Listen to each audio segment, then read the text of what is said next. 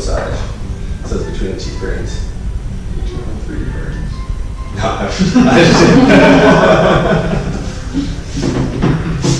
so I thought that was a good intro because I pressed the record button, so it's already recording. You guys can hear it. So we're in Koh Samui at Fisherman's Wharf. You guys have been here for 2 days now. Where did you guys come from? What was the trip like on the way here?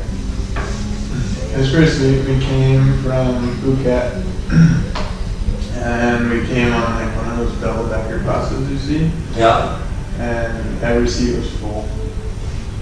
We got on last, and there was 2 seats.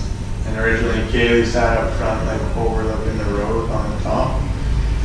And I sat in the seat, and there was literally no leg room. It was like the seat and then the next seat. Luckily, you're pretty small, so yeah. you didn't make that much of a So it worked out good. I sat down with my feet in the aisle like this. I looked back, saw that, and took sympathy on it. So people that are probably watching this, they don't know that you. Some might not know that you're in Phuket. They just think we're both in Thailand, so that they think we're close. So, maybe you can talk about how long the bus ride was, and then get to ferry as well to get to Koh Samui, right? Yeah, it was about a 5-hour bus ride. Was it? Yeah, about that to the ferry. Mm-hmm. Yeah, because we had to cross, like from Phuket, we had to cross all, like the whole, we had to go on the mainland. Yeah, so we went west to east. Yeah. Yeah, so I thought it was really sweet because it would have been a crime if we were both in Thailand and we didn't get to meet, For right? sure. And for a 5-hour bus journey and a ferry, it must have cost you hundreds and hundreds of dollars to get here, right? Just about. Right? What did you say? It's like $20 or something? No, it was probably like, No, it was 20 each. It was 20 each, but, well, both ways. So it would be 80 right. altogether for us to get here and then go back. So that's kind of the beauty of Thailand, right? We've all spent around $1,000 to get here and home, but once you're here, your money goes like a really, really long way. mm-hmm. Yeah. So I'm tasked with asking you guys some questions because you've been running your own vlog this whole time, and so I'm like, okay, let's dig in a little bit. So you guys have been planning this vacation. You said about 3.5 years is when you first started hypothesizing the idea. Yeah, we were looking at buying a house. Mm-hmm. Dustin already had his place. We were looking at buying a house and actually put an offer on a house. The offer fell through, and so we had a discussion. Do we want to keep looking, or what do we want to do? And yeah, so then We want to do something cool with our time. Yeah. Basically, instead of living in a house and paying for it. Yeah, and we would have been paying 2 mortgages as well. But yeah, and then Dustin was working for the government as well at the time. We found a program through the government where we could work for 3 years, putting money aside, and then the 4th year we get off unpaid leave, but we've already put money aside. So looked into that, and then I didn't at the time qualify for it. I hadn't been in the job for 2 years permanent. But literally like the day, May 2nd, I was 2 years permanent, and May 2nd, I started the program. Okay, so that's kind of interesting because you actually had a program that you went and picked out that enabled you to kind of get this time off and save at the same time. Because I think that a lot of people, that's the problem, is because we've talked about our time a lot in the last couple of days, right? And how valuable it is, and you want to do fun things, but a lot of the time there's this pressure that you have to work. And maybe there was also a pressure when you were back at home to even buy that house, right? Did you feel pressure that you had to enter the real estate market? Like, why was that even on the table? Because the house that we lived in, Dustin's house, it's in a, it's a rougher area. More like a better neighborhood. And we were thinking that. Is this in Undermile?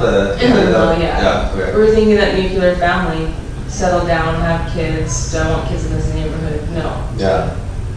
And that's kind of just the train of thought that, I mean, I was 25.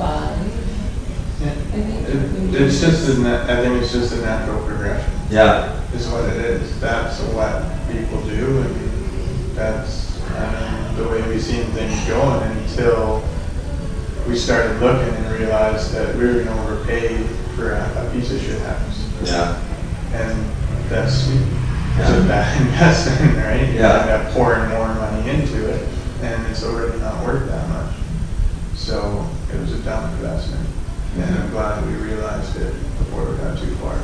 And do you actually think that going on this trip is going to stop you from buying a house in the future? Like, is it going to significantly slow you down? Because financially, at least, is it a big like risk that you're taking here?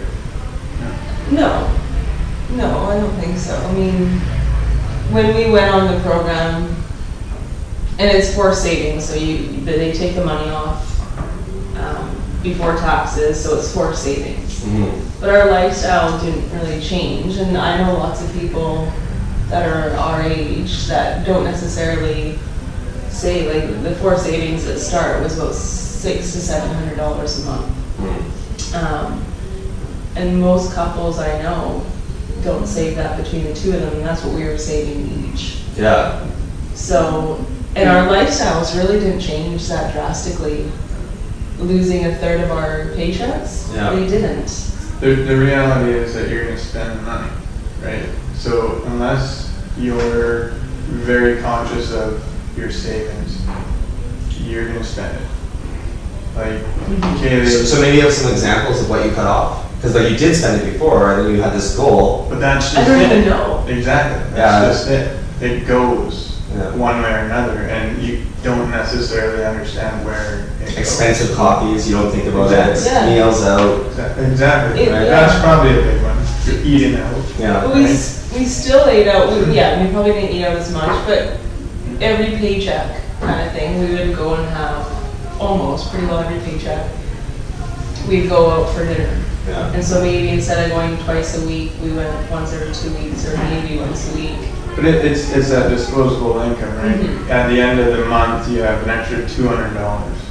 Okay, when we lived in Hunter, let's go to Kamloops. We'll spend a day there. We'll go to a movie. We'll go out for dinner. You know, maybe we'll buy some clothes or whatever, and then go home. Yeah. Right. So instead of doing that, you're putting that disposable income away, and it adds up over time. Okay, so you saved up all this money, right? You've been traveling for just over a month now. It's been 5 or 6 weeks? Yeah, 5 weeks. 5 weeks? Okay. So what is, you got to think about this for 3.5 years. That's pretty crazy, right? And I know you've been to Thailand before, but this is your first time. But it's the first time that you're traveling as a couple, which is like for an extended period of time. What's been the biggest surprise when you think about how you thought the trip was going to go and how it's gone so far? I don't know if I really have a lot of expectations tied into that aspect. And we've been settled, so it's not like we've been on the road for the last month. Maybe you can talk about that. What does settled mean? We've stayed in the one location in Shillong doing a fitness camp kind of thing. So we've set up like a home base there.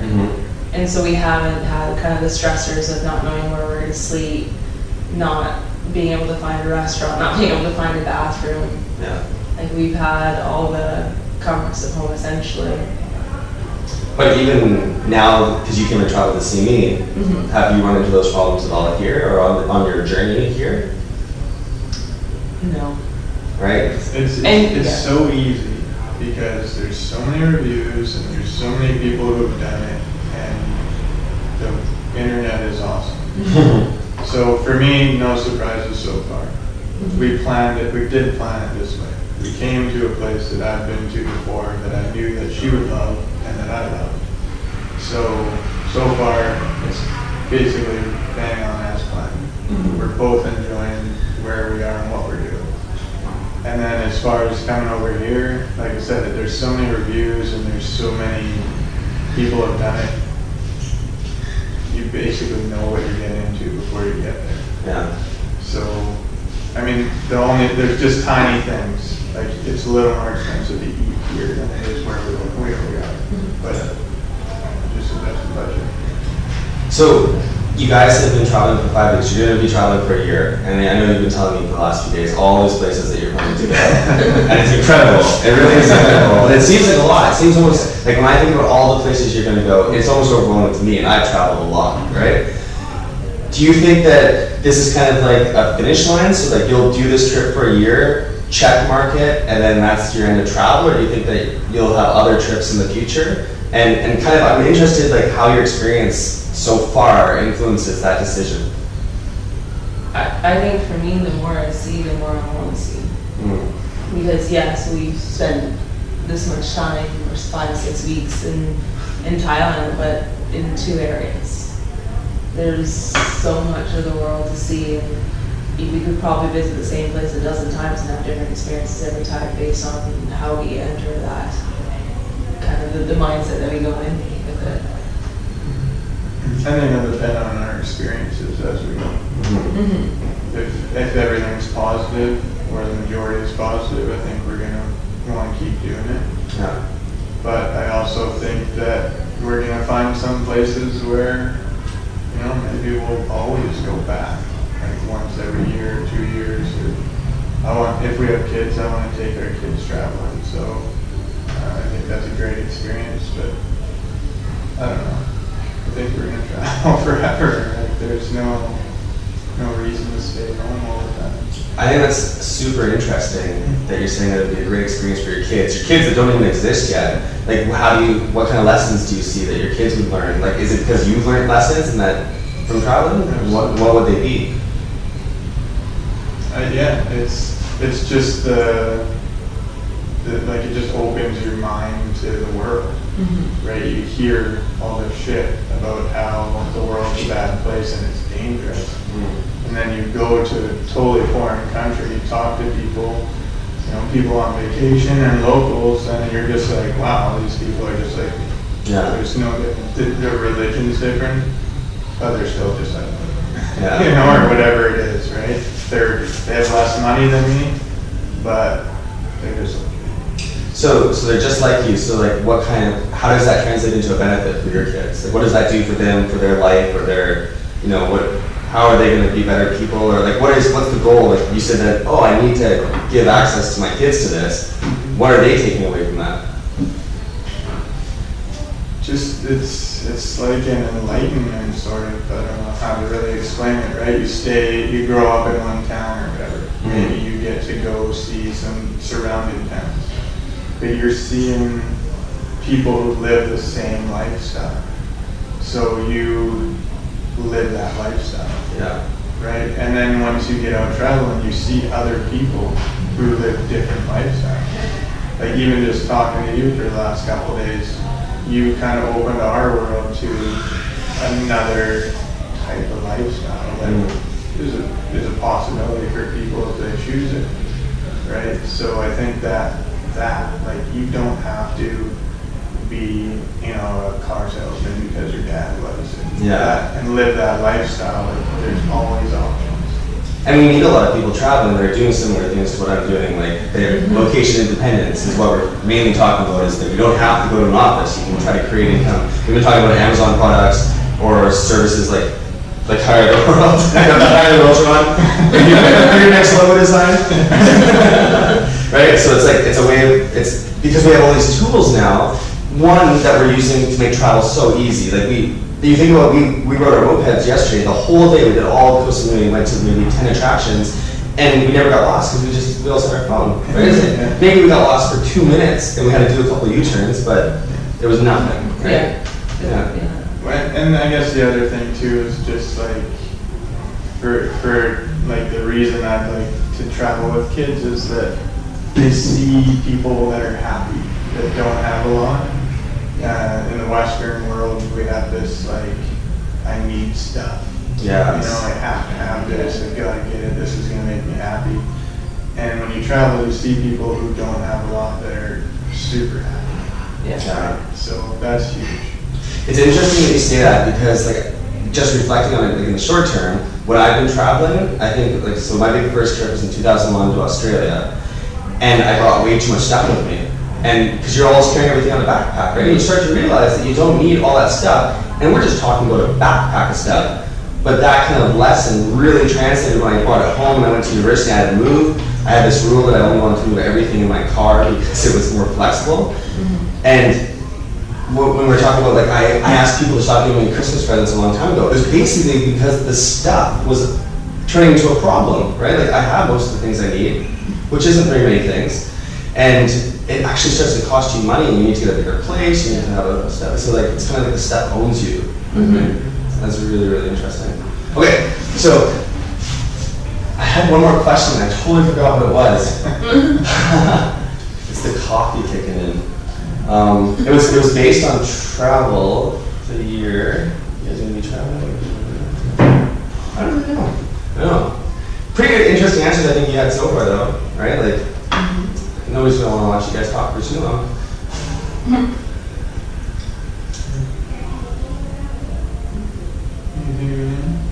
Anything you wanna add on? Anything within the conversation that you're like, it's spinning in your head now? Oh, I know what it was. I remember what it was. Is that, so our entire family went to Mexico last year, right? And of course there were some events, right? But mainly it was a lot of our family's first trip leaving North America, right? I guess it's North America, so it's still North America, leaving Canada. But I think when I was younger, my parents hardly left Vancouver Island. I was scared of Vancouver. When I first moved to Vancouver, I was scared going there because people on the island just never really went to Vancouver. And then when I got older, like it was like, oh my god, I'm going to Australia. That's a whole different country. But as those kind of doors or opportunities opened up, it was the same as what you guys were saying. I saw that most people are the same like me, right? And that the opportunity, like, for us to make our dollars and our dollar really works well here. It's much cheaper, so you can actually experience more than what you can afford in North America. And so I was interested to wonder what your guys' opinion was, is that, because I guess I'm saying this in a long-winded way, but I feel like because a lot of our family members went to Mexico and had a great first experience, right, mostly, that they'll do it again, right? Like Paul and Linda, I think that they started going to Mexico on those REI trips, and now they love it and they continue to go. My question to you is, do you think that this video log might have a chance of inspiring more of our family members to travel even further abroad and to experience maybe some of the things that you're experiencing? And do you want them to? Would you want them to experience this kind of stuff? Absolutely. Do you think your family would be inspired or is inspired? Because they don't really travel. My family doesn't travel really at all. I mean, outside of going to resorts, I don't think anyone in my family. No, outside of going to resorts, they really haven't traveled. You think that it'll help them? I think so. Like, I was having a conversation with my mom a few months back about the trip, and I was trying to convince her to meet us in Italy. That's where her family's from. She's never been. Why not? Yeah, and she's the old country. Yeah, and she's like, well, I don't have a spare $5,000 or $6,000. Well, maybe you don't need that. Or maybe you can save for it. Let's look up some things. So right away I went on Skyscanner because she thought, well, the flight alone was going to cost me a few $1,000 or $2,000. So right away on Skyscanner, spent less than 2 minutes. I said, Mom, here's a flight for $1,200. Return. Yeah. And I said, okay. I said, so we can shop around. Maybe you can get something a little bit cheaper. Maybe it's going to cost you $1,500. If you shoot for $1,500, okay, there's your start line. And let's look for accommodation. So we went on Airbnb, found a place that, because she's not going to want to stay at a hostel, she's going to want a nicer place. So went on Airbnb, found a place that we were kind of talking about, Dustin and I, my sister and my mom were there, so 4 people. What would it cost? And found this one place, it was about, I can't remember, it's 20 or 30 a person for a really nice little villa. Like, okay, Mom, you can stay here for a week. It's only going to cost you this X amount of dollars. Yeah. That's not outrageous. How much do you think you need for spending?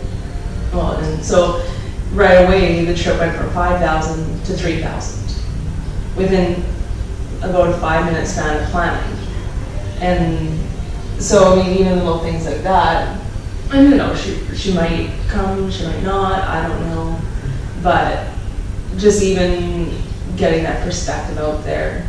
Yeah. That it's not, the world is smaller now.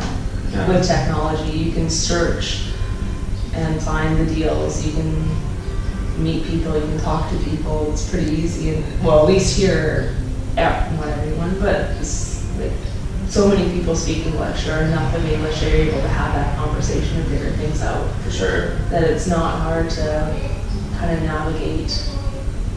So I don't know, I hope we inspire.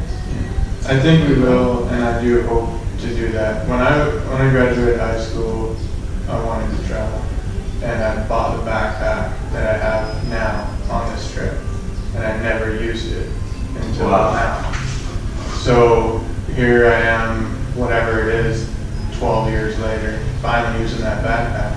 But a lot of the reason why I didn't do it is because of what you said. Our family didn't travel. And my mom's side of the family was the same thing. They didn't really travel. So I didn't know how. And I didn't have anyone around me who knew how. So I'm hoping that it will inspire people. I think about, especially I think about Taya, because she's getting close to being done with school. And she has these big plans to keep going to school.